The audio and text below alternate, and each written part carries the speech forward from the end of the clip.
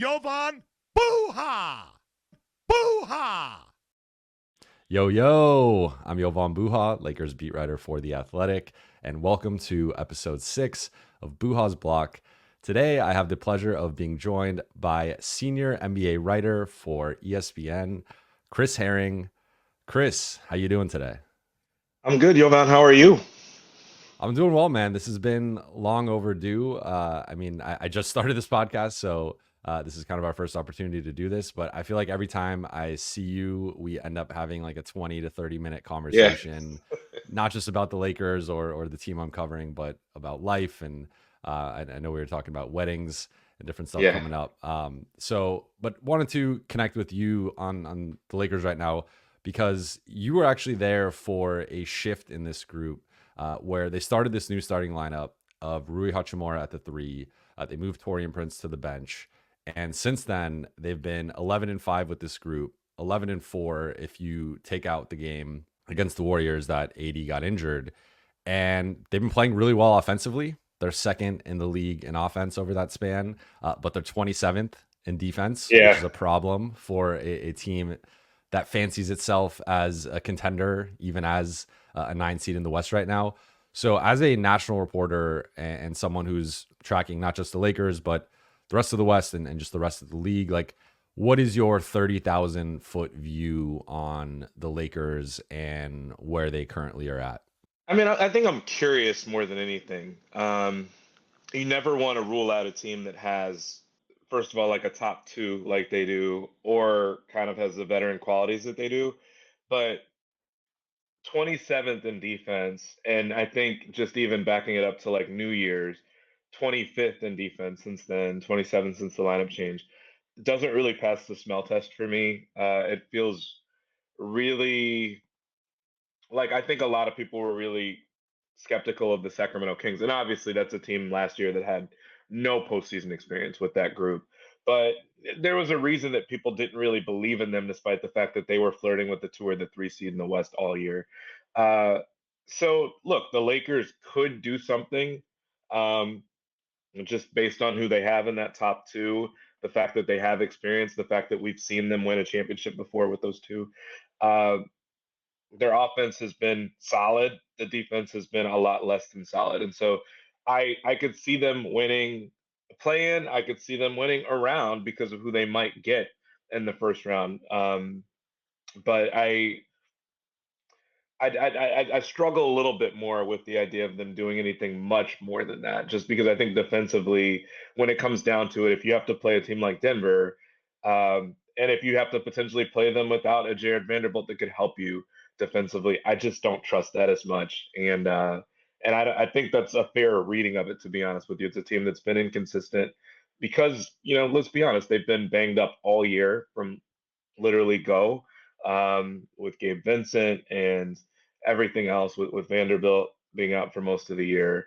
Um, I'm not sure really what you could expect in light of that. At least they've settled on something, but I don't know if they're good enough defensively to make real noise in the playoffs. And that's harsh because I imagine there are going to be a lot of Lakers fans that are going to be thrilled if they do make it through the plan. They get in as an 8. They play Oklahoma City and you beat the 1 seed, you're gonna feel like, hey, like we can beat the world. But Denver is not Oklahoma City, and Oklahoma City, by the way, great team, but does not have the postseason experience of a team that just won the title last year. So they could maneuver and get fortunate and even win around, even as the last seed to make it in. But I still don't know that I would have overwhelming confidence that this is another Western Conference Finals run on the way. I'd be a little bit surprised if they did that. Yeah, to me, it really comes down to, again, the bracket breaking right for them, similar to last season, where Mm. if they somehow get in and they get OKC in round 1, like at this point, it's almost impossible for them to get the 7 seed. I guess if they somehow got eighth within the play-in bracket and then won that matchup, like technically they could get 7th. But at this point, there's such a gap there between them and Dallas Yeah. and them and Phoenix that seems like they're locked into basically that 9-10, which at best puts you at as the 8th seed. But if they somehow get OKC and at this point it seems like Minnesota is not going to drop to the 4-5. I do think if they had the OKC Minnesota path, like that to me would be the absolute best case scenario where like Yes. I mean, we don't have the clarity yet in terms of when Towns is coming back, but I've heard could be out to like conference finals ish or deep into the playoffs.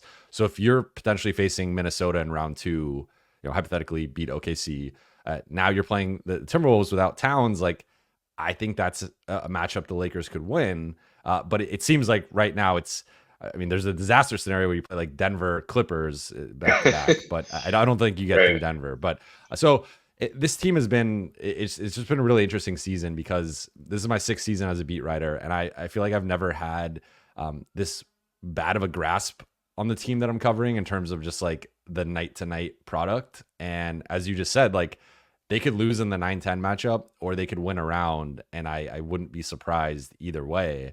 And it's just kind of weird to have such high variance, I think, between like your nightly ceiling and your nightly floor 70 games into the season. Yeah. But so I mean we just touched on it, but like the likely path right now just to getting into the playoffs would be either home or road against Golden State. Golden State has a slightly easier schedule, so I think they're favored to get the 9 seed, though they do have a critical matchup April 9th, final game but between these two. It is in LA, so that gives LA an advantage. If they win that game, they win the head-to-head tiebreaker. If Golden State wins, they win it. But you play the Warriors, who you beat last year in the conference semifinals. You're down 1-2 in the season series this year. Then if you win that, you go to either at Phoenix or at Dallas, which to me is a step up in competition. And then you play Denver or OKC, who have been the 2 best teams in the West basically all year. So looking at that potential path, like how do you view that Golden State matchup? And then if they do get past Golden State, how do you view a potential road matchup, single elimination at Phoenix or at Dallas? So, I mean, first of all, I know the league would be thrilled anytime they get. We've seen the Lakers and the Warriors in the play-in before, and it's always kind of fascinating. We saw them last week. It's always fascinating when Steph and LeBron get a chance to play each other, especially for something meaningful or when they're close in the standings. It'd be fun from that standpoint to get a winner take all sort of matchup between the two teams. Um, I think that the Warriors obviously present something different just as far as Steph being involved. But the Lakers uh, have enough size to at least kind of give the Warriors something different too. It has not been a stellar year for Kevon Looney and kind of the Warriors big men. Draymond is back in the rotation for them and has been playing well. And they've been playing better, obviously, since he's been back and plugging him in. And they've found something that is better than what they had initially when they got off to a really, really bad slow start this season. So it would be an interesting matchup. I don't know that there's quite enough to glean either way to say that that's a matchup you're looking forward to. The games have been good, and we've seen them play enough historically to know that that would probably be a good matchup.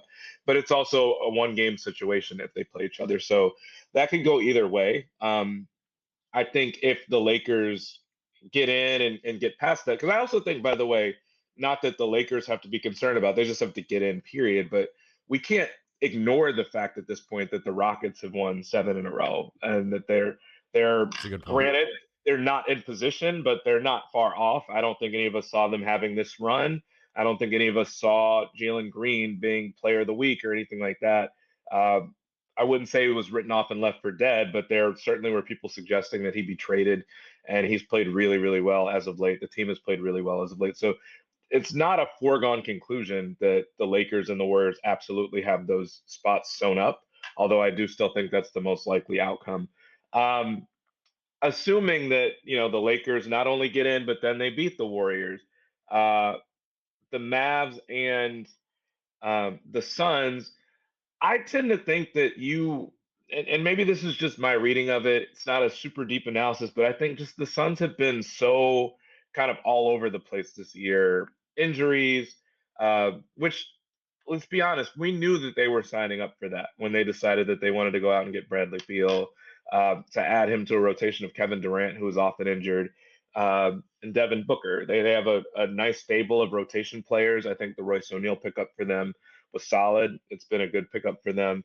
Uh, but I think you take your chances with that and the fact that there hasn't really been a great opportunity for cohesion, whether it's Booker getting banged up or still a first year situation too with Frank Vogel.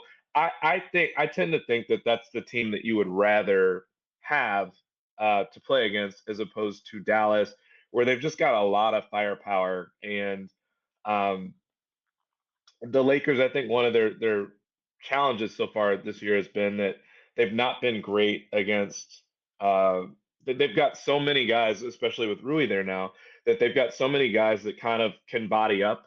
But how does that work against guys that are a little bit quicker, a little bit more fluid with the ball? And granted, the Suns have guys like that, but I tend to think with Luka and Kyrie being two of the more elusive guys and just challenges in that way, I think that would be a tough series for them. I also think that the Mavs have found something, obviously, since the trade deadline and Luka's connection with the bigs that they've got, or at least with Gafford.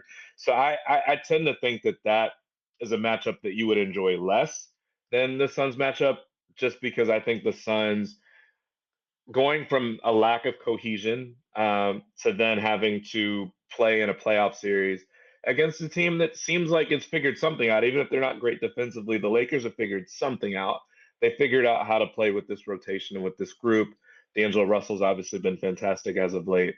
I would rather take my chances against the Suns than I would against the Mavs at this point, just because I think Luka is going to be the best player in that series, whereas I think AD could very easily take over a series against the Suns. I think that's just my thought with that. And I don't know if you want to go into the last ones, but like you said, you kind of suggested it already, like at your own risk sort of thing. You obviously want to get there to the conference finals, but I think it's a tough road to hoe for, especially if we're assuming that it's Denver at the end stage, kind of the final boss situation. We already saw them get swept last year, which I think fans could live with because, who even expected the Lakers to go that far aside from a handful of people. And you kind of felt like they were building something on the way to doing that. And so they reload for this year. And now you kind of find yourself a little bit behind the eight ball trying to make it in as a play-in team. So it's not fair to have expectations that a team that's in the play-in is going to make a conference finals run. But if that happens, good luck. I think with any team playing against Denver, whether it's Boston, whether it's the Clippers, whether it's OKC, whether it's the Lakers, Denver. I mean, last night being another good example of, granted, the Knicks are shorthanded, but so many teams, the Lakers included, have played Denver well to the last 3, 4, 5 minutes of the game. And it just kind of feels like Denver has a different level, which is what you expect out of a champion. And so, again, I would not have any expectation if the Lakers do make it that far for them to somehow level up from where they were last year to beat this Denver team. That's a 4 or 5 game series. Like that's what it is. Like Denver, Denver sweeps them or it's a gentleman's sweep. And then OKC, I'm actually higher on OKC than I think most people within the Lakers Thunder matchup. Like OKC, the games have been interesting. They've been interesting, and the OKC has shot uncharacteristically poor in 3 of the 4 games, all 3 losses for them. Mm-hmm. So like when I look at, I mean, I know in the playoffs, like it's a small sample size and anything can technically happen, but like just the season long body of work for OKC is they are the best 3-point shooting team in the league percentage wise. Mm-hmm. They're slightly above average in terms of like attempts, and they have shot basically as poorly as they've shot against any team against the Lakers this season. And a lot of those attempts have been wide open. Like that's been one of the weaknesses with the Lakers defensive scheme, is they're one of the worst 3-point defenses in the league. And they just allow an avalanche of threes. And I think with OKC's speed and just quickness on the perimeter and those guys getting downhill, like that's going to generate a lot of open looks. And if they can even hit their threes at a league average rate, I think they win at least one of those 3 games that they lost. And we're looking at this season matchup a little bit different than like, because what stands out is like, yeah, Chet gets bodied by AD, but 3 is greater than 2. And if OKC is hitting 15 to 23s every game, like they're probably going to win that series. I do think the Lakers would have a good chance to at least push it to 6 or 7, if not win it. I just think I've seen some Laker fans talk about that as like a shoe-in that the It's not a Lakers, if they get foregone OKC, conclusion. no. Yeah. And I think I might be delusional because I'm one of the last remaining people holding on to Sun stock. Like, I personally would not want to face the Suns if not only if I'm the Lakers, but just in general. Like, that team to me in a 7-game series, like even going back to last year, it was a different group, different head coach. I Yeah. acknowledge that, but they were the only team that pushed Denver to 6. And Good point. It was an again, uneven series, but they did push them. it Yeah. was. And I just think like having to scheme for KD and Booker in and now granted, single game elimination, like anything could happen. Mhm. And the Lakers are up 3-2 in the season series. I just think I don't know. I wouldn't love that matchup, and that just shows how great the West is, right? Like we Yeah. like none of these teams are Mostly. easy. Yeah. But this kind of leads me to the conversation of what do you think, or what do you make of LeBron and AD in year 5 together? So Yeah. we have the first 4 years. Year 1, they won the championship. Year 2, they're up 2-1 in the first round as a 7 seed over Phoenix. AD gets injured in game 4. That's a wrap on that series. They lose that series. And that year, they were number 2 in the West when AD went down in Right. December. They were number 3 in the West when LeBron went down in January. So like that year, they still profiled as a contender, but fall short. Year 3 is the Westbrook trade, and that's an all-around disaster. They don't even make the play-in tournament. Right. And then year 4 starts as a disaster, but then they make the overhaul at the deadline. They make the conference finals. So like we have this weird sample size of like technically they've only gone on 2 deep playoff runs, including winning a title. But like one of the years they were super injured. One of the years was just again the disaster of the Westbrook trade. And then this year has also kind of like continued some of the trends of like very injured, a lower seed than maybe you expect. But like they've also won the in-season tournament and they have a positive season series in terms of most of the teams in the West, like they've won the season series against. So you kind of look at it like, again, going back to like not really knowing what to make of this group, but like, what do you make of LeBron and AD as a tandem in 2024? And do you think you can still contend with those two as the foundation of your roster? I think if I'm being honest at this point, you're not getting. I mean, you laid it out this way. They've been injured so much of the time, right? Not just the team, but those two guys. This is really the first year in a while that they've been. I think this is still the healthiest the two of them have been together. Yeah. So I have to acknowledge that I think that it's a little bit problematic for me, even with their injuries, that the team is only winning at this level. That only recently did they really turn it around with the lineup change. I understand that key cogs have been out, that you went out and got Gabe Vincent, and he really hasn't been able to play at all. That Jared Vanderbilt is a huge spark plug for them, and that he was a huge factor in them turning things around at the deadline last year, and he hasn't been able to really play at all. And that he would really help your defense, which has been ailing since you made the lineup change, has been ailing since the beginning of the year. Um, but I will say this: that when you look even at the more successful groupings that they've got with this team, that I don't feel like net rating wise and standings wise that they've played well enough with these two guys healthy. I mean, like you couldn't have paid me to believe that if these two guys were going to play as much as they've played and put up the numbers that they've put up, because it's not like LeBron is a shell of himself. I understand that he's not prime LeBron at this point, but AD has played very well. LeBron has played very well, is shooting better really than he ever has. And the team is still fighting for a playing spot. And generally speaking, when role guys are the ones out, that's not the case when you're talking about two guys that I think are pretty universally viewed as being top 10, at worst, top 15 players in this league. I think most people would say they're more top 10. So in light of that, I don't feel great about the duo anymore. I don't feel great about the pairing. At this point, you've been able to wash your hands of Westbrook and find players that fit better, even if it's not perfect set of role players. Like Torian Prince has not worked out the way that people had hoped, even if he's been playing better lately. Um, so in light of that, I do think you have to take a real long, hard look at that pairing and basically ask, like, is there something to it aside from just the guys we have around them that isn't working as well as it should for guys that are going to be paid at this level, for guys that have won a championship together. But like, what is it about this grouping at this point, now that they're healthy and we've been able to see it, that just isn't quite as electric as what you would hope? And I say that as someone that, when you look at 4-man lineups, 5-man lineups that have played as much as the Lakers, really the Lakers' top 4 guys, or at least the top 4 guys in terms of how they've been playing lately, which is D'Lo along with Austin and AD and LeBron. It's being 2 points better than your opponent per 100 possessions is not good enough relative to the other teams in the league. Certainly not the Denvers, but even if you look at the Knicks and the Bucks, who have been up and down this year, it's just not good enough to contend. So when you use the word like, how do you feel about them as it relates to the Lakers contending? The Lakers haven't been contending from that standpoint. They haven't been near the top of the standings, and that is the top of their rotation. So I think you have to at least be concerned, or at least questioning a little bit, like, how well does that pairing work relative to what we need it to be a true contender?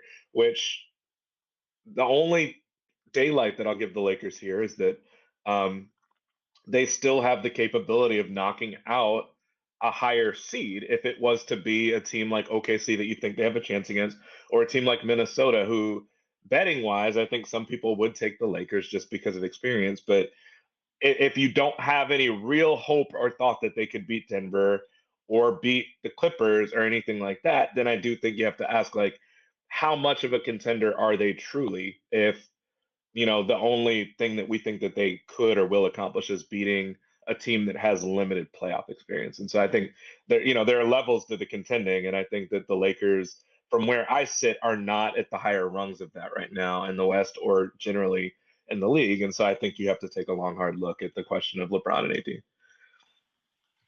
Yeah. I think the one thing I will say, and it's I don't want to like put it all on this because I don't know how much you've followed some of the storylines with the team, but you mentioned Taurean Prince, and he's basically become the scapegoat of the season for the fan base, as like a player. Like the Lakers, they re-signed Rui Hachimura this offseason. They extend Jared Vanderbilt right before the season. And in training camp, it's supposed to be this battle between those two guys for that fifth starting spot. And then Vanderbilt gets injured, so that knocks out the favorite. I think he was going to be the one, from what I've heard, he was going to be the one to start. But then they go to not only like starting Taurean Prince over Rui, but he basically, he started the first 49 games of the season and was playing kind of consistently 30 to 35 minutes. Mm-hmm. And so just a couple quick numbers on that. So like looking at cleaning the glass, LeBron and AD plus 3.3 points per 100 possessions on the season. Like not great for your star tandem.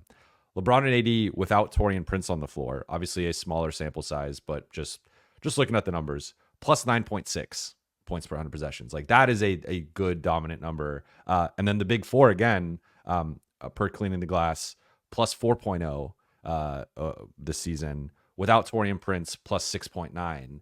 And then that kind of leads me to this stretch now of like you replace Taurean with Rui and you're 11-5 overall, which is a 56 win pace. But if you take away the game where AD gets injured in the first quarter, you are 11-4, and that's a 60 win pace. And again, I'm not saying this team would have won 60 games or even been like a top 3 seed, but I do think there was some mismanagement of the rotation and lineups. And I think some of the buttons that have been pushed recently, had they been pushed earlier, you could be talking about a team that's maybe like the 5 or 6 seed.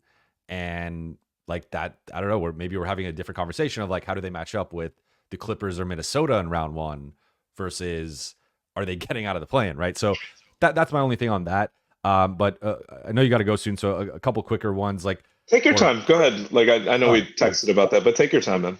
Don't worry about it. All right, let's do it. So on the topic of LeBron and AD, if you're the Lakers, and let's say whether you lose in the play-in or you lose in round 1, you don't go on a run, and you're now looking at this sample size again of like 5 years. We've only made it out the first round twice, and now we have this decision of, we'll get into the LeBron extension and re-signing, but like looking at LeBron and AD, what do you think is the best way to build around those two?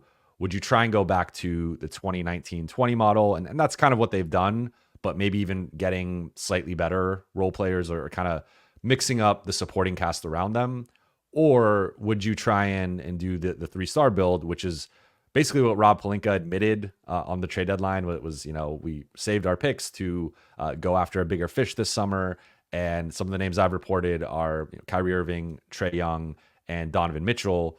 We'll see if any of those 3 guys are ultimately available. And there's always a disgruntled star who a team falls short in the playoffs and they potentially become available this summer. Like the Lakers will be in those conversations with those 3 first-round picks. I'm sure they'd be willing to put Austin Reeves on the table in the right deal.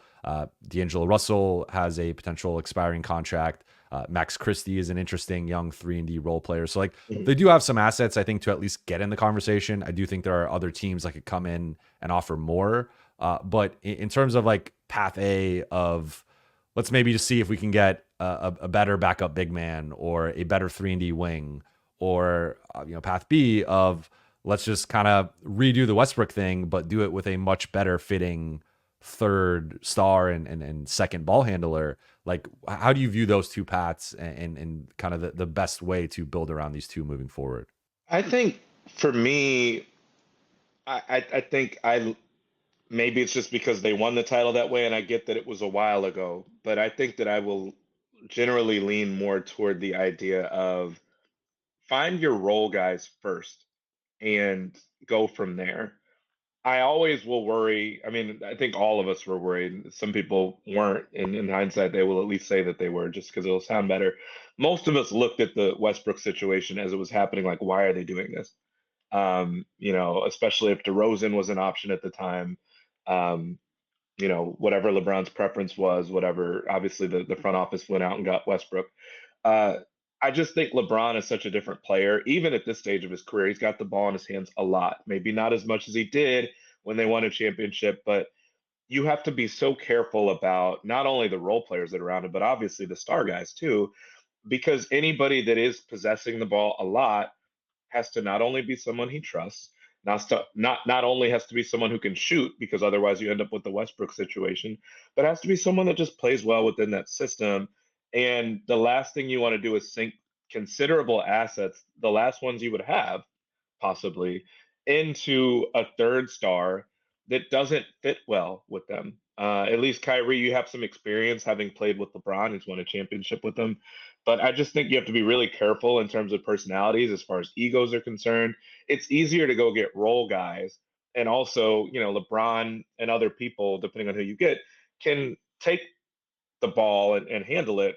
Austin Reeves being an example, D'Angelo Russell being an example. We'll obviously see what happens with him in the next few months. But all those things, you already have enough guys that need the ball. And so if you add one more guy into that cog, maybe you trade, like you said, Austin Reeves for another guy. But assuming you keep the vast majority, the chunk of the guys that already are kind of in key spots on this team, I don't think you go add another key guy that needs the ball even more, unless you are making a decision like, okay, LeBron can't handle the ball as much, or he doesn't want the ball as much. And because of that, we go out and get this person. So for me, I'm always going to lean toward role guys. I also think it's easier to think about it from, what have I been kind of harping on here? They are playing much better. They're scoring much better. They're more efficient with this new grouping, but they're not defending at the level that we saw, anywhere near the level that they were playing at when they won the championship back in 2020. So in light of that, if you're going to go back to getting role players and better role players, go lean on defense, bring Jared Vanderbilt back healthy, and see where that takes you. That's the one thing I kind of hold out with regards to, you know, does this pairing work? Do LeBron and AD work? They do. Again, it's more a question of, do they work at a completely elite level where they can win a championship if you put the right pieces in place. And I think that Vanderbilt is the one guy on this roster that I would say, man, like it really feels different when he's there. Doesn't mean it doesn't come with other challenges from a spacing standpoint, but obviously his rebounding, his defense, his tenacity is something that helps them. And when a team is playing bottom 5, bottom 6, bottom 7 defense in the league for a prolonged stretch, despite having Anthony Davis as part of that lineup. You obviously look at that and say, like, how can we make this better? They have a guy or two on the roster that would help there and just hasn't been able to go. So I would be curious to see if they can just retool it. Easier said than done, but I also think it's easier than going out and finding a perfect third star that works perfectly, that doesn't, shorten your bench so much because he takes up more cap, which is also a part of what you said you wanted to get into from the standpoint of, like, what does LeBron's future contract situation look like? Because I think that is a very big part of this conversation too, for the Lakers in their future. And I think I've come around more to your side of it, just because I was looking at, with this group, like, I think I have more confidence in this group in a playoff setting than I do, and that's where, like, some of the confidence comes in terms of, like, going on a run in the play-in tournament, or going on a run potentially in the playoffs to at least win a round. Like, I think we've seen from this group, again, looking at the in-season tournament or the run from last year, like, when they really need to lock in, and we've started to see it more recently with some of the wins and how they've been playing, like, when they really need to lock in, they can do it.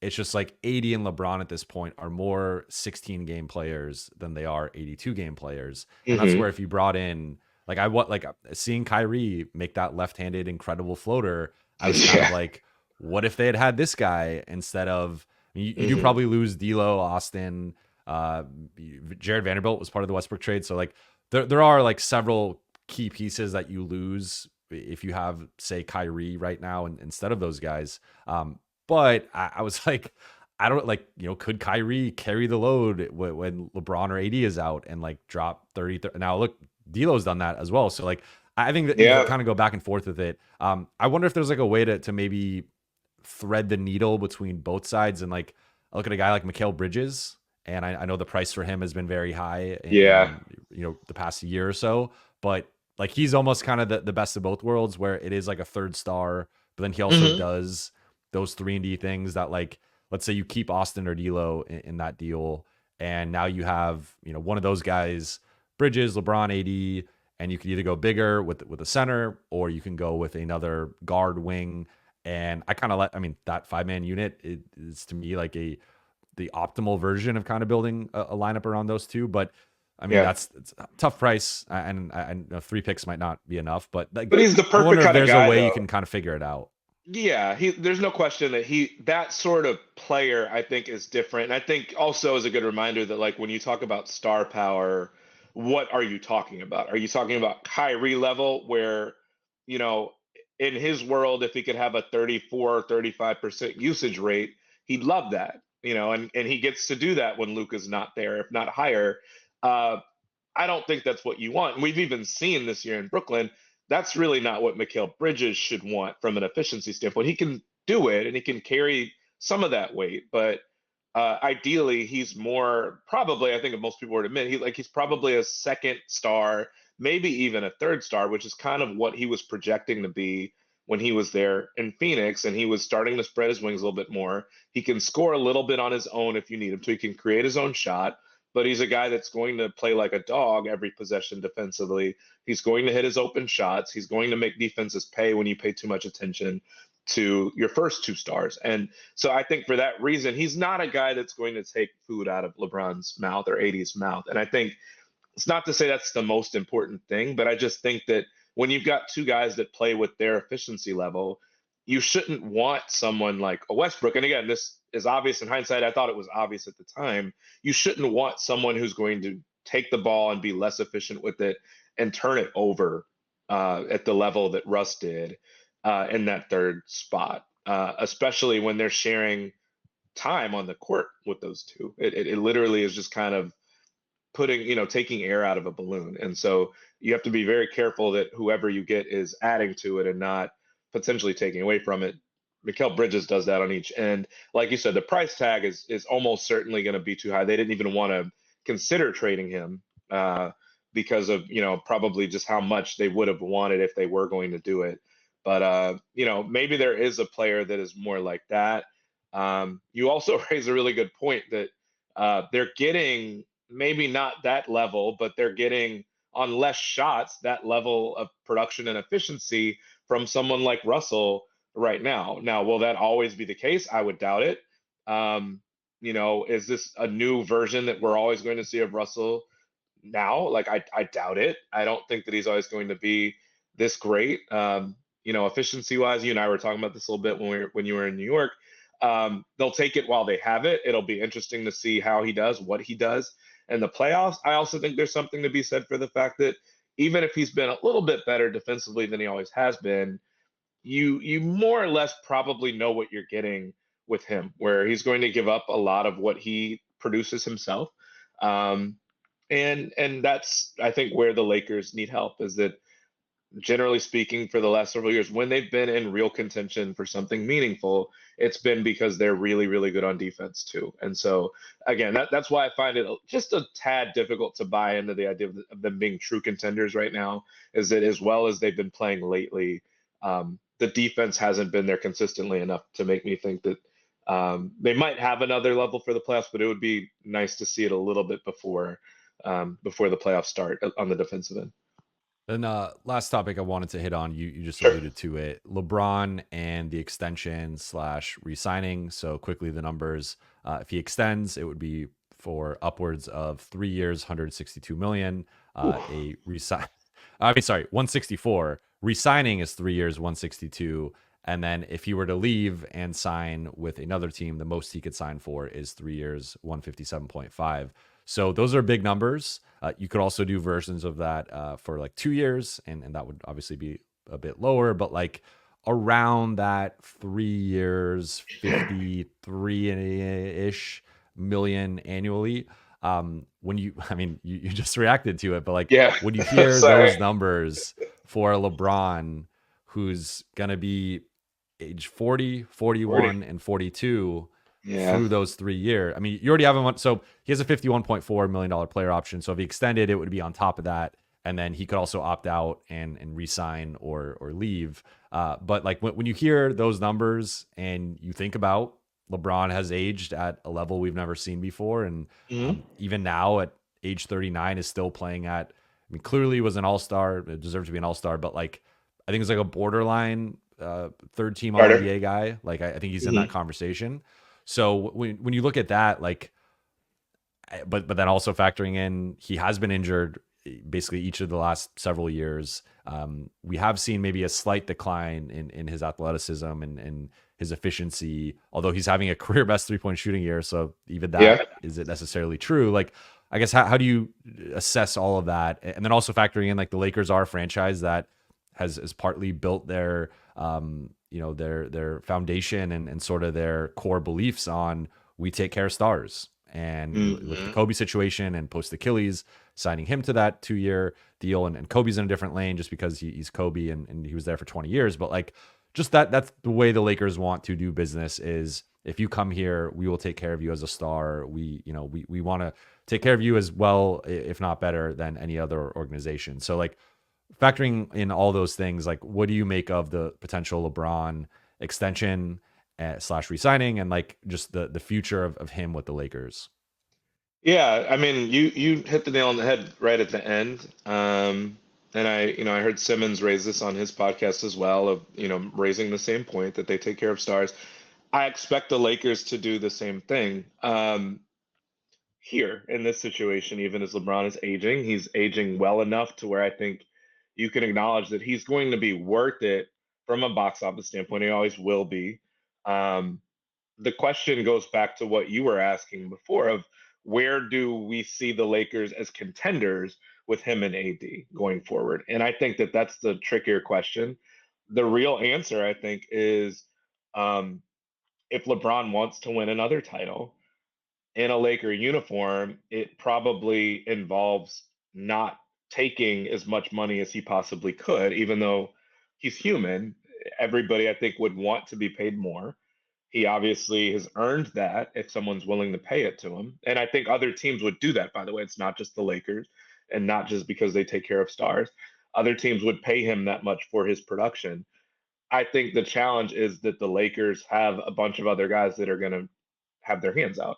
We're already talking about D'Angelo Russell having the best stint of his career and in a situation where he could opt out, and he would want more money. And so from that standpoint, and just the idea of like, do the Lakers want to add somebody else meaningful via trade? Um, LeBron going back to the bank, going back to the well for more money doesn't really jive with those things, in my opinion.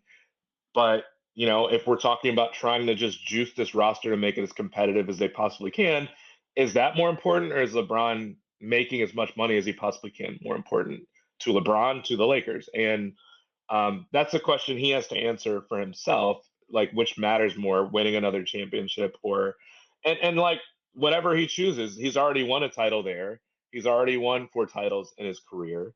Um, I'm not sure there's a right or wrong answer because it's not for me to answer, but I think that that's the reality of it, is that the Lakers as a group at times and lately, as you pointed out, since they've made some lineup changes, have been better. I don't know if it's enough to be the best team in the West, to come out of the West to win a title. I don't think it is. But if if you're banking on the fact that they could be, then that's where you need to really tinker around the margins and be careful about what you're signing up for with regards to LeBron's contract, with everybody's contract at this point for the next year, 2 years. These are going to be the last few years of his career, you would imagine. Let me not get ahead of myself, because we said the same thing I about mean, Tom Brady and the guy played till he's like 45. But we've theoretically. seen we've seen the best of LeBron's career. We've seen the peak of his career. He is still finding ways to kind of flirt with bests from the standpoint of his perimeter shooting and everything else. He's still very impressive. He still has it, but you have to be very careful in terms of, if you're trying to meaningfully add role players, whatever else to this team. You don't want to price yourself out because LeBron is demanding more money at the oldest he's ever been. And again, I get every aspect of him coming for every dime that he's being offered, but I just think that if there are opportunities to kind of massage the situation and save some money on the cap and be able to add a little bit more talent, maybe there are ways to do that. But it's not an enviable spot. But for all we know, like, aside from the great weather, the film studios, the history of the organization, your point might be exactly why it was beneficial for him to go to the Lakers in the first place, which is that he can kind of age gracefully, and have another crack or two at breaking the bank. The other part that I think you have to mention uh, is it worth it to do that with him when he's very openly said that he would like to play with his son, and seeing what happens with his son? Is his son going to come out this year? Is it going to be at another point, despite the fact that he is all the way off of certain teams' draft boards, or not teams' draft boards, but prognosticators' draft boards and stuff like that, and being a top 60 prospect or whatever? If that matters more to LeBron than money, which I imagine it does it make sense? Does he need to get the sort of contract that we're talking about? Or does it make more sense to sign him to that anyway, regardless of whether he would plan on staying in LA if he does want to go play with his son in another market? So we'll see, but it's a lot of this stuff is so interesting for the Lakers, because it's like we're talking about some things at this point that don't directly relate to, like, how do we make this team as competitive as we possibly can to win a championship? We're talking about it from the standpoint of legacy. We're talking about it from the standpoint of, like, even with LeBron and his son and them playing together, it's still a legacy sort of thing for him to be able to say that he did that for that experience. So it gets hard to kind of wrap your mind around, like, how much is that worth if we're talking about it from that, through that prism. So some of that is stuff that LeBron has to answer for himself, and then the Lakers can go from there. Other teams in the league can go from there, I think.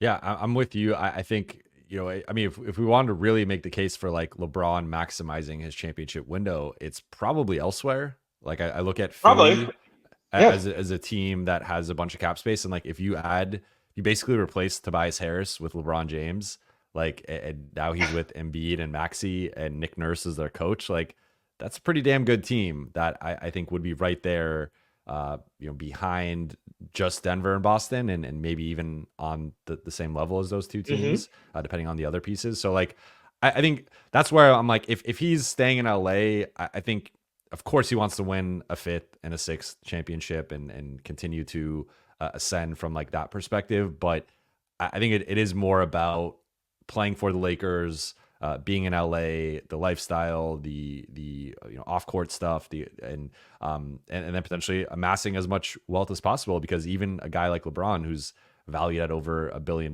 like if he wants to be the owner of the next basketball team in Las Vegas, like you need to continue to amass more and more money, and Sure. like every dollar will matter to some extent. So like I think it's going to be, he probably just extends on top of the 51.4. He gets the 164, and like he sort of flips it back on the Lakers of like, you guys got to figure out how to build. Like, it must be we'll really see. nice to be able to do all that, right? Like on top of taking. I mean, and again, I get that he is LeBron James, arguably the best player of all time. He's earned it, but it must be really nice to be able to do that and to be like, all right, you guys figure this out, because it's. I don't think it's an easy fix. I'm being Like, is the way crass, I but would like put it. that's essentially the messaging is like, it's not Yeah. on me to like, he's not, because he's never taken a pay cut. Like he's always done things like year to year. I think he took a slight pay cut in Miami when he went there, but like it wasn't to fit him and Bosch, but like it wasn't, he's never taken like a 10, 15, $20 million pay cut the way that like a Tim Duncan did late in his career. And that's LeBron's choice. Like he's been, I mean, you can make the case he's been underpaid for basically He was his entire never the career. highest paid player on his team until he went to the Lakers, right? Because Yeah. I think that was the argument when he went to Miami, is even when he opted out, and if you can think back to 2014, some people were taken aback when he opted out, because if you remember, Pat Riley was talking about trying to add a fourth Yeah. star, and then LeBron was like, "I want the max. I'm not taking less again. I've never been the highest paid guy." And so I was like, "Okay, I guess we're not getting that fourth star, and we need to slot this max money for LeBron, which we hadn't been planning to do." So then it became about just trying to get him back in the fold, and then obviously chose to go to Cleveland, did the years in Cleveland, and then went to the Lakers. So I take that back. He had not been the highest paid player until he went to Cleveland, back to Cleveland the second Okay. time. I think, yeah. But that, that told, his mindset had shifted at that point. Like you mentioned before, he's made it very clear that he would love to own a team. So I'm not faulting him by any means, but I think that it would be more than fair to say that if he chooses to play for the Lakers and stay with the Lakers, especially if they're knocked out in the play-in, in the first round, second round, whatever, it will have been a couple years in a row of not really having pushed the team that, if the Nuggets were to go back to back, they didn't take a game off them last year. And again, I think that was okay at the time because they were still a relatively newly formed club after the deadline. But I don't think anybody is going to be rushing to say that the Lakers are favorites next year. Even if they were to add somebody, it's still going to take time to figure out. You're still banking on the fact that AD and LeBron are healthy, which is not a given at his age with LeBron, with AD's injury history. They've been really fortunate to be as healthy as they've been this year, in my opinion. So I just think you can look at it objectively and say that there are better opportunities out there for him if he wants to win a title above all else. And I also think it's okay to admit that that has not been like the pressing thing for him. There's no way he was going to leave LA when his son was choosing to play for USC. Like, also his son probably played for USC because LeBron and his family are in LA. But Philly, it's kind of like a blinking green light just in terms of like that would be a ready-made situation if Embiid is healthy, if you've got Maxey there, if you've got coach that's won a championship, and maybe there are other situations like that too. But I'm not going to fault him for whatever he chooses to do. He's accomplished more than enough to do whatever he wants. But it'll be interesting, and it will put pressure on the Lakers if he decides he wants to stay, but to take as much money as he possibly can. Every right to do it, but it it tightens the vice a little bit, and we'll see what happens. Well, Chris, we went a bit over. I appreciate your time. I appreciate you doing this with me. And Absolutely. this was long overdue. I feel like we always have a podcast kind of in person, so we finally put it. We finally put it on record. But Yeah. I appreciate you, man. Thank you for doing this. Absolutely, man. It's always good to be with you, and keep me posted on everything with the wedding because I want to hear about how that goes. I will. And anything you want to plug before we get out of here? No, not right now. Hopefully, some more stuff on the way in the next month or two, but nothing right now. I'll plug for you. So at Herring_NBA, follow him Thanks. on Twitter if you're not already. And Chris is also an author. If you've not checked out his book on the New York Knicks, Blood in the Garden, the flagrant history of the 1990s New York Knicks, wanted to make sure I got the full title correct. But I it's did a not great pay book. him to do that, but thank you. No, it's a great book, and Chris is a great writer, and definitely check out all his work on ESPN. Again, Chris, thank you so much for doing this. No problem at all, man. It's really good to be with you, and thank you so much for having me.